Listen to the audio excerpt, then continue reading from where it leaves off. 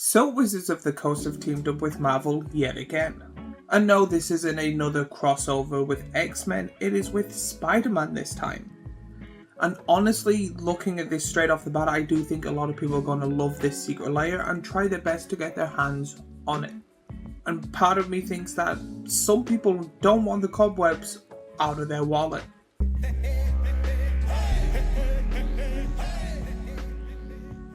In today's video, we're going to be talking about the 6 Spider-Man Secret Lair secret drops that they released, featuring a lot of different Spider-Man, don't know enough about it, but there's a few Venom cards as well, and a few characters that I've seen in the old kind of shows from the early 2000s, 90s era.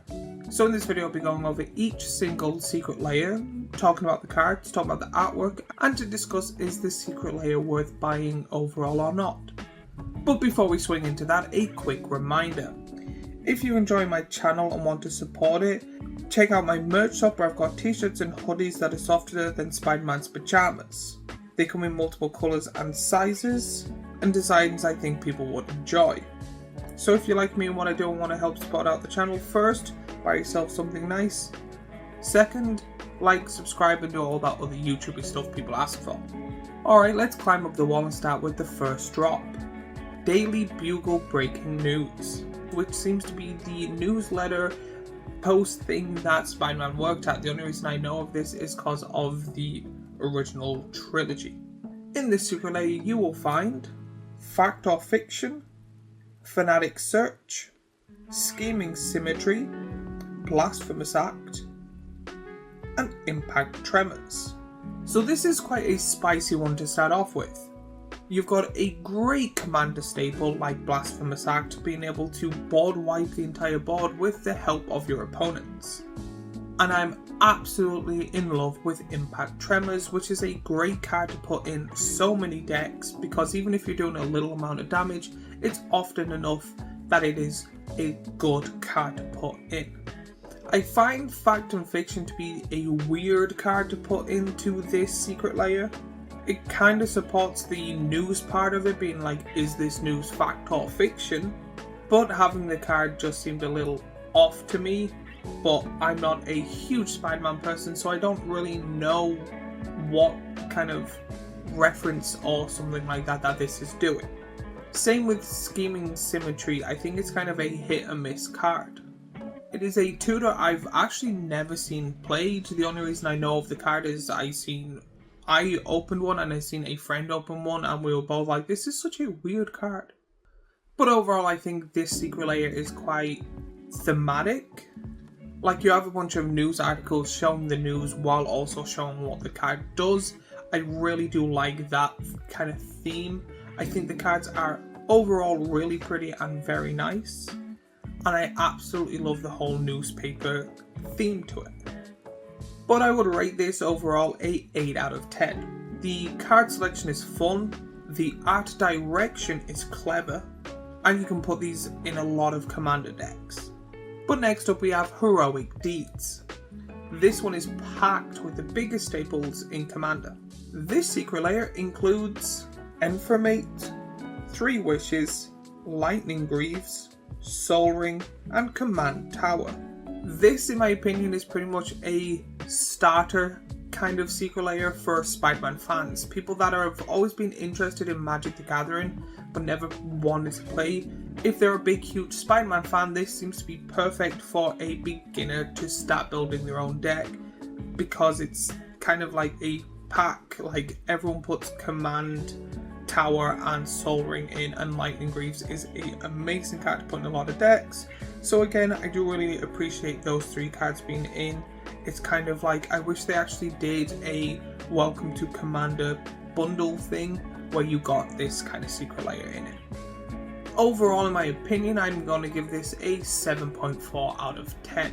It is super playable, but it's a little predictable. The utility of the cards is really good, but paying the price for cards that are in pretty much every single deck, I don't think is kind of worth your money just to get a Spider-Man version of them. I think they should have added a card or 2 with some form of value to make it somewhat better.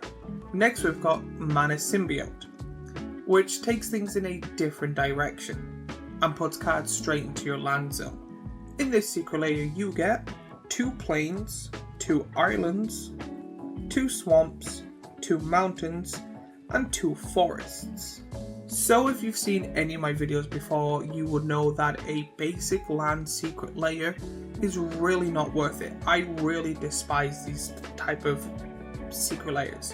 However, they have done slightly better by giving you 2 of each instead of 1. The cards are very flashy and beautiful.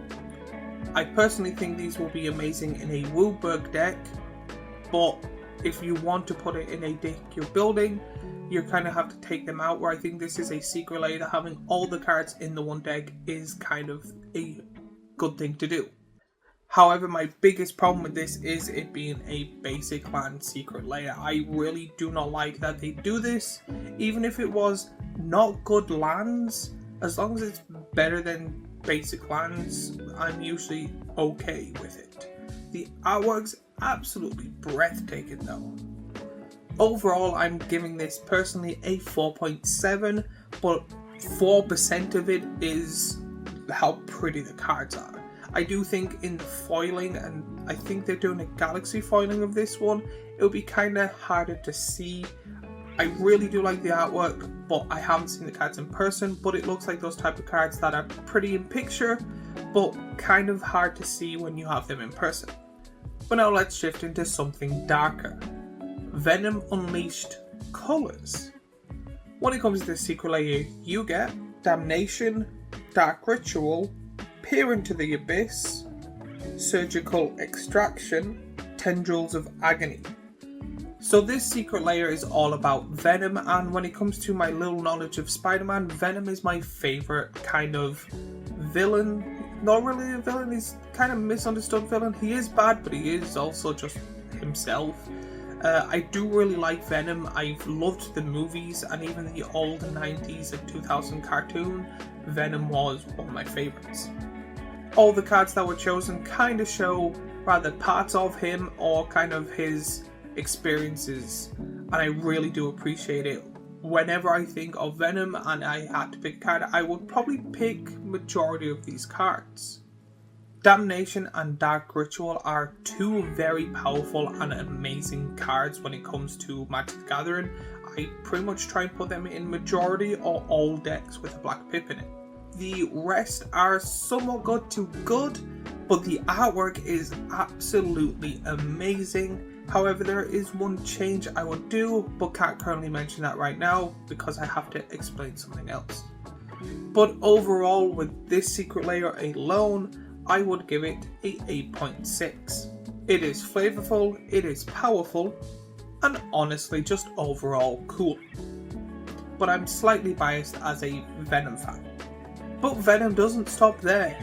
You get Venom Unleashed Inks. In this you get the exact same cards, but in a white and black kind of inked artwork. It is the same card, same form of art, just coloured differently. These have more of a kind of sketchbook feel to them instead of it being in full HD colour, and it somewhat kind of leads into more of a darker theme in my opinion. But a quick look at this, I thought it was an anti-Venom version of it because he is a white and black version, so I thought it was that until I read the name. Personally, there's not much I can say about this except for I personally prefer the coloured version. I do think that it was silly that they have it as 2 separate secret layers. I think they should have had it that it is one secret layer and you get an option like they do with foil and non-foil and galaxy and rainbow foil. They should have just had a version that you get to pick. So instead of being like we have 6 secret layers, they could have said 5 but with extra artwork. So because of this reason, I lowered the grade a little bit and given it an 8.2. But I know people will prefer the black and white versions and would like the grades switched. So if that is you, let me know in the comments down below why you prefer it over the coloured versions. But there is even more villains when it comes to Spider-Man and Secret Layers. with the next one being Villainous Plots. Inside this secret lair you get Deadly Dispute, Go for the Throat, Lightning Greaves, Soul Ring, and Command Tower. This, again, I personally think they should have done the other version, because there is a secret lair that's like this, but with good guys. So they should have not said they have 6 secret lairs, not said they had 5 secret lairs, but say they have 4. This should have been an option, in my personal opinion, because 3 of the cards are pretty much outright the same, just in a slightly different art, and then the other 2 are kind of like the good or bad version. So I kind of somewhat see it as a separate secret lair, but I think it would have been a better option as this is one secret lair, but you get rather an option of both or pick both. Again, Lightning Greaves, Command Tower, and Soul Ring, great cards to be put in. With how reprinted they are, I think they should have been free, but that's just me, and don't own a giant huge business, because I would just hand out cards for free. This just seems to be the bad guy version of Hero's Deeds or Heroic Deeds, so there isn't much more I can talk about. Overall, I'll give this one a 7.4. But that wraps up the 6 Spider-Man Secret Lairs. So I'm going to give you my overall thoughts and opinions now. I would love to hear yours in the comments down below. So as someone that's not a huge Spider-Man fan, like I don't watch the shows or the mangas, I'll watch a movie or two if I see it, if I'm interested. I like the kind of basics of Spider-Man would be my full knowledge, never read any of the comic books or anything like that. So again, it's going to be mainly focused on the art and the card selection. There was a total of 6 Secret Lair Spider-Man drops, which I could pretty much put down to 4. Out of the 4, in my opinion, 2 are really worth it and 2 are somewhat worth it. I think the Heroic Deeds and the Villain one should have actually been like a little package thingy instead, where you get like maybe 15 cards to start your own commander deck, like a little starter pack that is Spider-Man themed for people that are huge into Spider-Man and to help them get into Magic the Gathering. I think the artwork on majority of these cards are absolutely breathtaking, or is from like the comics or shows themselves, so I'm not complaining there. Overall, I would give the entire Spider-Man Secret Lair an 8.8. I think they've done a really good job. But that's just my take on everything. I would love to hear yours in the comments down below. Which drop, if you bought any, let me know, and why in the comments down below. If you were planning on getting them and decided not to, also let me know. And while you're down there, remember to like and subscribe and do all that YouTubey stuff we always ask and annoy you for. And as always, if you liked this video, I have the previous Is It Worth It here, a playlist of Is It Worth It Magic the Gathering stuff here, and a subscribe button here, and I shall see you all in the next video.